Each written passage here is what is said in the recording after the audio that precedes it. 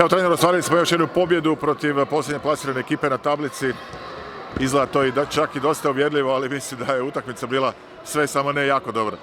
Pa je, slažem se, vidi se već da su misli sasvim negdje drugdje, a to je na ovoj utakmici što nas čeka utorak sa Partizanom. Da, utakmica nije bila najbolja, ali evo, izvukli smo pobjedu, niko se nije ozlijedio i to je danas najbitnije. Malo ste prošarali momčad, neke ste igrače malo odmorili? Jesmo, malo smo odmorili neke igrače smo bacili u fokus da još vidimo na kog možemo računati i u obrani i u napadu. Sad su neke stvari potpuno jasne i okrećemo se utorku.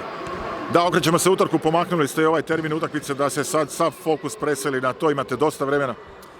Pomaknuli smo utakmicu upravo iz tog razloga da sad sljedećih 5 dana imamo maksimalan fokus i da imamo jako dobro otvaranje u Euroligi što svi očekujemo. Dvorana će sigurno biti puna, evo, veliko je zanimanje, sigurno će biti sjajna podrška. Kao i uvijek, sjajna podrška naših navijača, ja ih ovim putem još pozivam što većem broju da nas dođu podržati utorak, a mi ćemo se sigurno odužiti jednom odličnom igrom i nek se skupa svi veselimo poslije utakmice. Sretno, vidimo se utorak.